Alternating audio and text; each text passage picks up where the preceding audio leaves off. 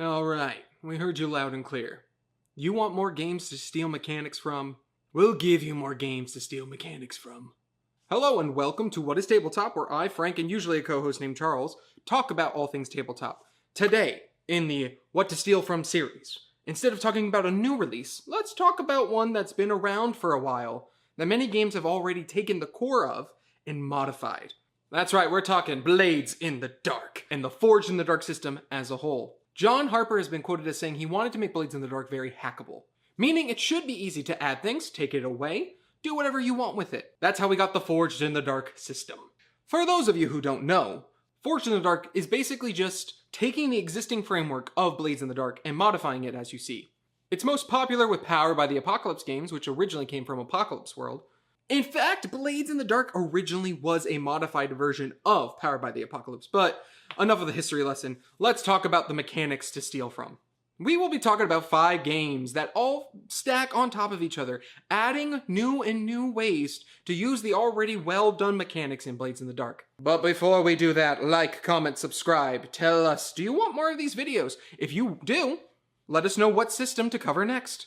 And if you want to see us do this more often, please support us financially. I am more than willing to be able to do this twice a month, or even once a week, if we can get enough support. So back us on Patreon, become a YouTube member. Those are going to be the easiest ways to support us. But enough of all of that, which I've already said. Let's actually talk about the games. First, let's talk about Blades in the Dark and the mechanic I like the most out of it. That's right, even though there are going to be other games that do the things that Blades in the Dark does better, we still want to talk about the originator and the most interesting mechanic to me, flashbacks. It's quite simple. Are your PCs in a jam? Do your players not know what to do next? Perhaps they're stuck between a rock and a hard place? Time to flashback. Flashbacks give control of the narrative to the players, allowing what was once a mistake to possibly turn into a success. For example, Greg the Thief has just stealed the most priceless artifact from the museum. Sandra, his accomplice, waits outside the door, keeping a watchful eye for any guards. But what neither of them saw was the guard right behind them. Perhaps Greg can make the right roll to convince the guard not to do anything. That this is all part of a normal operation. Greg rolls and fails. Except Sandra flashes back. We cut to Sandra scoping out the museum. She finds one single guard who happens to be down on his luck. She looks at him and says, "I'll pay you a pretty penny if you just let us walk away tonight." We cut back, and now suddenly Sandra is able to make a roll. Where once Greg failed, Sandra then succeeds. The guard happened to be the one that Sandra paid off. The two of them make their escape, the rest of the museum none the wiser. It adds a fun narrative element to your game, but also gives control to the players. Did they fail? Don't worry about it. If they can come up with a clever solution as to how this failure is actually a success, then let them use a flashback. It's a really great mechanic. Let's say you're interested in using Forged in the Dark for your own game, but you want to add something else. Can you simply just add on to an already existing framework and make it still unique? You can, and that's what Scum and Villainy did. Scum and Villainy is Star Wars. I mean, it's literally Star Wars just without Star Wars. Come on, Scum, Villainy. But they assume you're going to be a ragtag group of ne'er-do-wells, scoundrels, and bounty hunters. And what do all of those people need? That's right, a ship. Scum and Villainy add in a cruise ship, a home base of sorts that the players can upgrade and add to however they see fit. Think of this like an extra character sheet that the group as a whole gets to use.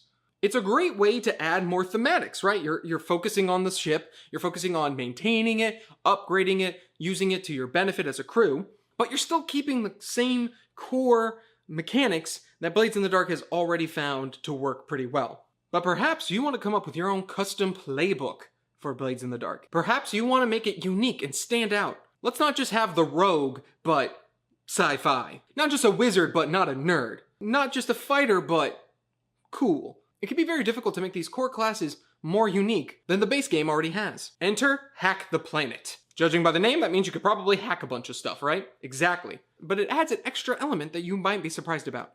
Weather events. See, in the far future, the weather's uncontrollable and chaotic. In fact, when you're traveling, if you're not careful, these weather events can and will kill you. The GM rolls for random weather events that can and will harm the players. But perhaps you want to get ahead of that.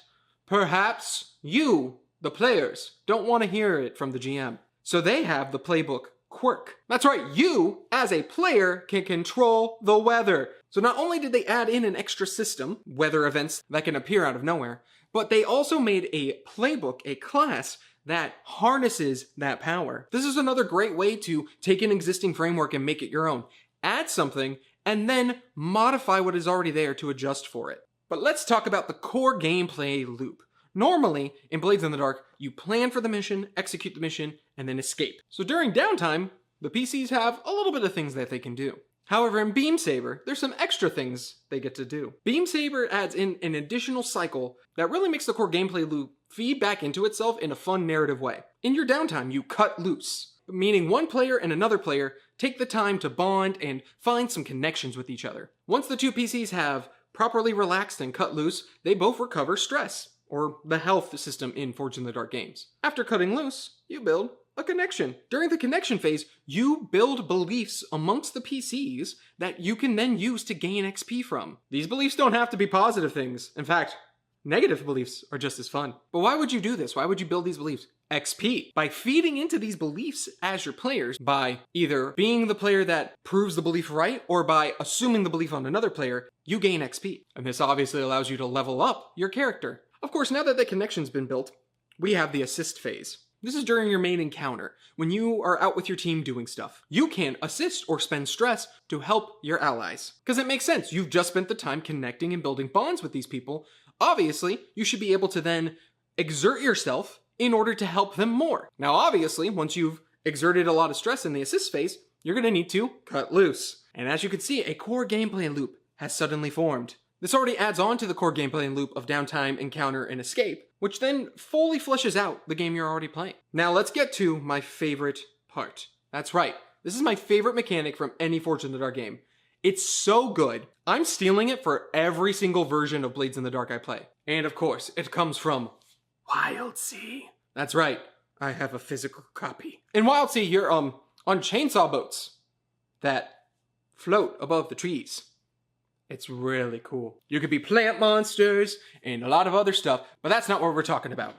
No, instead, we're going to talk about cuts. The biggest problem I have with Forged in the Dark games is difficulty. You can't increase it, you can't decrease it. So normally in Forged in the Dark games, you have a set of skills, and you roll dice depending on how many points you have in that skill. If you get a 1, 2, or 3, it's a miss. 4 or 5, partial success. A 6, total success. What Wildsea does is forces the players to have to take the highest die they just rolled out of the equation. So for example, let's say someone is going to jump from a ship into the burning fire down below to save their friend.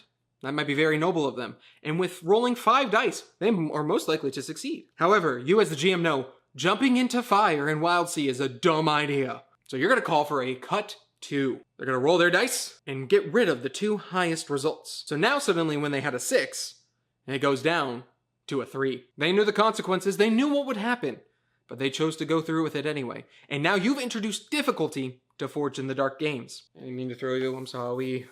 I'm sorry.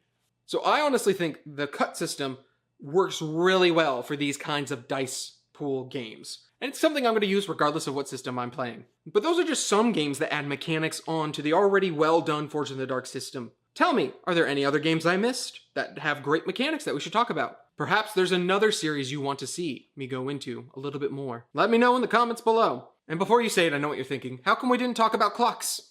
Well, maybe you should click this video right here and find out why we didn't talk about clocks, because we talked about it in that video.